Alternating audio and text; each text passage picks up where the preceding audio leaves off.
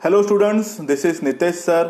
आज हम डिस्कस करेंगे बीकॉम कोर्स होता क्या है, स्कोप क्या होता है, सैलरी पैकेजेस क्या होते हैं, सब्जेक्ट्स कितने होते हैं। तो पूरी जानकारी के लिए वीडियो के एंड तक बने रहिए।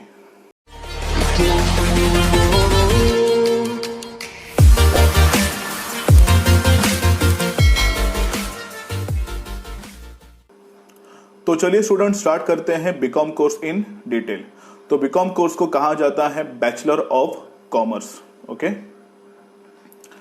देखते हैं bachelor of commerce who should do it, जैसे ये कोर्स किसे करना चाहिए। वन बाय वन रीजन देखते हैं। फर्स्ट रीजन है लेस स्टडी बर्डन। ओके, अगर आपने 12th तक कॉमर्स में स्टडी की है, उसके बाद अगर आप चाहते हो कि आपका स्टडी बर्डन कम रहे, मतलब आप थोड़ा सा स्टडी करें, पास हो जाएं, वैसे अगर आपका माइंड में सब चलते रहेगा तो आप बीकॉम कोर्स कर सकते हो। सेकंड है रीजनेबल फीस। ओके, सो बीकॉम की फीस ये रीजनेबल होती है, ज़्यादा आपको पे करना नहीं पड़ेगा in the case of university हो या फिर कॉलेजेस हो, कंपेयर टू जैसे BBA course, BCA course, BMS course, उनके टक्कर में बीकॉम की फीस ये थोड़ी कम होती है। थर्ड रीजन है if you like both accounts and theories. Okay, जैसे अगर आपको 12th से ही अकाउंट्स और थेरी दोनों में इंटरेस्ट है तो आप बीकॉम कर सकते हो। फोर्थ देखते हैं if you want to do a part time और फुल टाइम जॉब्स। अगर आपने सोचा है 12th तक पढ़ाई अभी बहुत हो गई, 13 के बाद मुझे भी मेरे फैमिली को सपोर्ट करना है, तो आप बीकॉम कोर्स कर सकते हो। जैसे यूनिवर्सिटी के थ्रू आप आपके एग्जाम्स एंड में होंगे तो आप पूरे साल जॉब करके अपने फैमिली को फाइनेंशियली हेल्प कर सकते हो। नंबर 5 देखते हैं if you want to do any other additional courses like diploma. अगर आपने सोचा है बीकॉम के साथ साथ आपको टेक्निकल कोर्स करना चाहोगे, जैसे हार्डवेयर हो, सॉफ्टवेयर हो, एनिमेशन हो, तो आप बीकॉम कोर्स कर सकते हो। ओके, तो बात करते हैं रेगुलर कॉलेज की। अगर आपने सोचा है 12th के बाद मुझे रेगुलर या कॉलेज के थ्रू ही बीकॉम कंप्लीट करना है, तो उसके लिए क्राइटेरिया क्या है देखते हैं। देखिए, एलिजिबिलिटी है तो आप एटलीस्ट 12th पास होने चाहिए। ओके, फिर ड्यूरेशन, ये 3 इयर्स का कोर्स होगा रेगुलर, मतलब आपको कॉलेज में जाना पड़ेगा।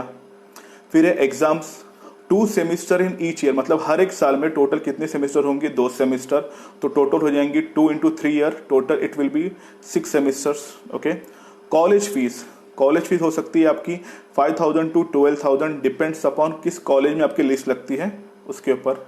फिर ये मार्क्स है, 100 मार्क्स की आपकी टेस्ट होगी कॉलेज के थ्रू। ओके, अगर आपने सोचा है कि मुझे रेगुलर कॉलेज नहीं जाना है, जस्ट मुझे ऐसे नाम के लिए डिग्री चाहिए, मैं कुछ दूसरे एक्टिविटीज़ या कुछ कोर्स करना चाहता हूँ, मैं जॉब करना चाहता हूँ, तो डिस्टेंस या यूनिवर्सिटी के थ्रू ये आपके लिए बेस्ट ऑप्शन है। तो देखिए, एलिजिबिलिटी है 12th पास, आप 12th पास होने चाहिए। यहाँ भी ड्यूरेशन 3 इयर्स का ही कोर्स है। एग्जाम्स, यहाँ पे थोड़ा सा टर्निंग पॉइंट कुछ चेंजेस हैं।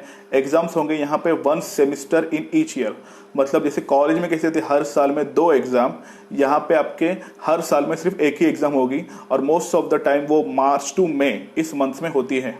ओके, फिर उसके बाद कोर्स फीस है आपकी 5,000 to 10,000, depends upon the university, आप किस यूनिवर्सिटी से बीकॉम करना चाहते हो उस बेसिस के ऊपर। ओके, फिर बात करते हैं कुछ सब्जेक्ट्स की। FY BCom first year subject, 12th के बाद आप 13 में जाओगे तो आपको कौन कौन से सब्जेक्ट्स पढ़ने पड़ेंगे देखते हैं। Semester first and semester second में सेम सब्जेक्ट्स रहेंगे। अकाउंट्स एंड फाइनेंशियल मैनेजमेंट, आपने 12th में बहुत सारे अकाउंट्स किए होंगे, जैसे फाइनल अकाउंट हो गया, NPO हो गया, डिफरेंट टाइप्स के एडमिशन, रिटायरमेंट, उससे थोड़ा सा एडवांस आपको पढ़ना पड़ेगा 13 में। फिर है मैथ्स एंड स्टैटिस्टिक्स, बहुत लोग यहाँ पे थोड़े स्टूडेंट्स डर जाते हैं, पर डरने की बात नहीं है। अगर आपने 11th 12th मैथ्स लिया था तो बहुत अच्छी बात है, क्योंकि मैथ्स जो 13 का होता है वो बेसिक्स होता है, इतने कुछ आपको एडवांस सम नहीं पूछे जाएंगे। ओके, और जो स्टैटिस्टिक्स होता है आपने जो 10th में किया था ना, मीन, मीडियन, मोड, उसी के ऊपर बेस होता है। ओके, फिर है एनवायरमेंटल स्टडीज, कॉमर्स, आपको थोड़ा ये OC जैसा ही होगा। फिर है business economics, after that foundation course, it's like history type होता है थोड़ा, तो 75 मार्क्स रिटर्न और 25 मार्क्स फॉर अ प्रोजेक्ट, ये आपको कॉलेज वाइज ऐसे मिलेंगे। फिर है बिजनेस कम्युनिकेशन, किससे किसी प्रकार की बातचीत की जाती है, ये आपको इसमें सिखाया जाएगा। फिर बात करते हैं SY BCom second year subject, उसी को हम कहेंगे 14th। ओके, तो सेमिस्टर इसको 3rd बोलेंगे हम। तो देखते हैं सब्जेक्ट क्या है one by one. Accounting and financial management 13 से थोड़ा सा आगे बढ़ जाएगा अकाउंट्स। फिर introduction to the management account, बहुत सारे आपको रूल्स वाले अकाउंट्स इसमें आएंगे जैसे। ओके, फिर बिजनेस लॉ नया सब्जेक्ट है, बिजनेस के कितने लॉज होते हैं, रूल्स एंड रेगुलेशन, वो आपको पढ़ाए जाएंगे। फिर है बिजनेस इकोनॉमिक्स, कॉमर्स बता दिया। एडवर्टाइजिंग एक नया सब्जेक्ट आएगा, जैसे कोई भी प्रोडक्ट लॉन्च करने के बाद उसकी एडवर्टाइजिंग, उसकी मार्केटिंग किस प्रकार की जाएगी, वो सब जानकारी आपको यहाँ मिलेगी। आफ्टर दैट मार्केटिंग मैनेजमेंट, कैसे मैनेजमेंट को हैंडल करना है वो सब। Foundation course same as it is 13, 75 marks आपकी रिटर्न टेस्ट होगी और 25 मार्क आपके ओरल या प्रोजेक्ट में आपको मिल जाएंगे। ओके, सेमेस्टर 4 में देखिए कुछ सब्जेक्ट चेंजेस होंगे। Auditing subject will replace the management account and other subjects will be the same. Auditing subject change हो जाएगा, बाकी जितने भी सब्जेक्ट जो मैंने आपको पिछले स्लाइड में दिखाए वो सब सेम होंगे। फिर देखते हैं TY BCom third year subject, इसी को हम कहेंगे 15, मतलब आप लास्ट ईयर में आ गए हो। तो सब्जेक्ट्स क्या होंगे देखिए, तो सेमेस्टर 5 में देखते हैं सब्जेक्ट क्या है। फाइनेंशियल अकाउंटिंग है, अकाउंट, कॉस्ट अकाउंटिंग, जैसे एक प्रोडक्ट बनाने के लिए कितना कॉस्ट लगता है, जैसे एक मोबाइल फ़ोन हो गया, पेन हो गया, ट्राइपॉड हो गया, तो ये सब बनाने में कितना कॉस्ट लगेगा उसको आपको कैलकुलेशन करना पड़ेगा। फिर है डायरेक्ट टैक्स, आपको टैक्स का नॉलेज मिलेगा। Commerce, business economics, export marketing, marketing research, computer system and application, ये आप ऑप्शन में ले सकते हो। फिर सेमेस्टर 6 की अगर हम बात करेंगे तो है indirect tax replace direct tax, जैसे आपको डायरेक्ट टैक्स था वो रिप्लेस होके आपको आएगा indirect tax. Financial management and other subjects will be the same, और बाकी सभी सब्जेक्ट सेम रहेंगे।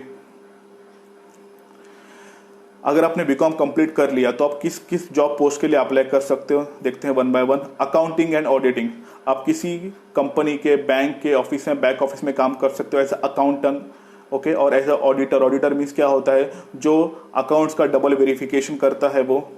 टैक्स एडवाइजरी सर्विस, किसको टैक्स कितना पे करना है, कितना नहीं पे करना है, कहाँ डिडक्ट करना है, वो आप एज अ सर्विसर दे सकते हो। फाइनेंशियल सर्विस, कमर्शियल बैंकिंग में ट्राई कर सकते हो। Insurance service, telecommunication service like BPO, call centres हो सकते हैं। मैन्युफैक्चरिंग सर्विसेज, फिर है गवर्नमेंट सर्विस जैसे IAS, IPS, UPSC, यहाँ भी अप्लाई कर सकते हो। फिर है automobile, hospitals, media industry, banking executive, accountant हो गया, मार्केटिंग एग्जीक्यूटिव, सेल्स में अच्छे हो तो सेल्स ऑफिसर ट्राई कीजिए, परचेज ऑफिसर। डिपेंड करता है आपकी नीच के ऊपर, मतलब आपका इंटरेस्ट किसके ऊपर है उसमें आप ट्राई कर सकते हो। ओके,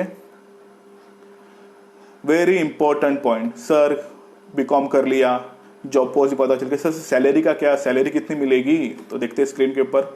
देखिए बीकॉम के बाद आप होते हो फ्रेशर, तो आपको सैलरी ऑफर होती है कंपनी की तरफ से 12,000 to 20,000 नेट सैलरी।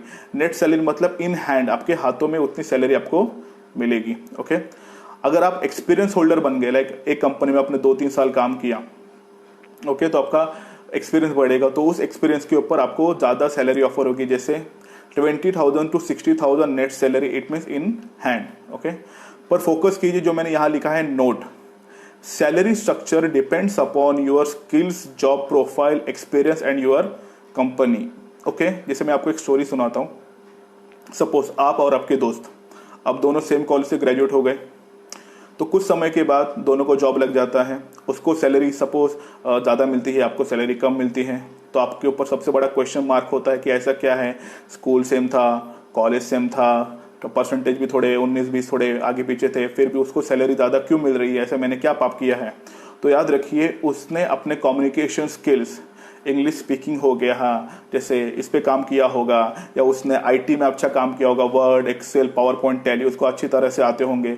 तो याद रखिए सिर्फ बीकॉम की डिग्री होने से कुछ मतलब नहीं है, आपको अपने स्किल्स के ऊपर भी बहुत काम करना पड़ेगा, जैसे इंग्लिश कम्युनिकेशन हो गया, कंप्यूटर का कोर्स आपको प्रॉपर आना चाहिए, तो ये सब आपके स्किल्स को उभारता है।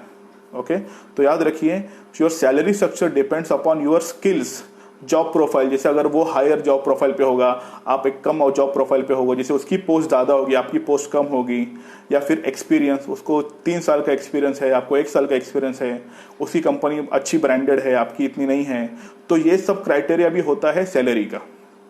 ओके, फिर बात करते हैं फ्यूचर स्कोप। अगर बीकॉम के बाद आपको बहुत सारे और भी कोर्सेज करने हो तो ये आप कोर्सेज कर सकते हो। देखिए चार्टर्ड अकाउंटेंट CA कोर्स है, master of commerce MCOM BCom के बाद, master of business administration MBA in finance, बहुत सारी स्ट्रीम होती है, आप डिपेंड करते हैं कि आपका इंटरेस्ट किस लेवल के ऊपर है।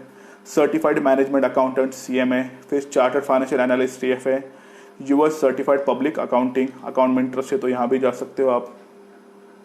ओके फिर है business accounting and taxation, financial risk manager, association of chartered certified accountant, financial planner, certified in the investment banking, bachelor of education like B.Ed। Okay तो इन सब स्कोप के लिए भी आप अप्लाई कर सकते हो, डिपेंड करता है आपका इंटरेस्ट किस फील्ड में है। तो ये था बीकॉम कोर्स की पूरी जानकारी। फिर भी अगर आपको बीकॉम कोर्स में किसी भी प्रकार का डाउट्स हो सकते हैं तो आप हमें कमेंट सेक्शन में ज़रूर पूछिए। ओके अगर आप चाहते हैं इन फ्यूचर हम किसी एक कोर्स के ऊपर या किसी रिलेटेड टॉपिक के ऊपर वीडियो बनाएं तो हमें ज़रूर सजेस्ट कीजिए। Okay I hope you like this video. अगर आपको हमारा वीडियो अच्छा लगा तो लाइक कीजिए, कमेंट कीजिए, हमारा चैनल सब्सक्राइब कीजिए और अपना हमारा ये वीडियो अपने सभी दोस्तों के साथ शेयर कीजिए जो कंफ्यूज हैं कि बीकॉम कोर्स होता क्या है इन डिटेल। ओके तो उनकी उतनी हेल्प हो जाएगी। तो चलिए स्टूडेंट्स, मिलते हैं न्यू वीडियो में एक नए टॉपिक के साथ। फिलहाल के लिए बाय।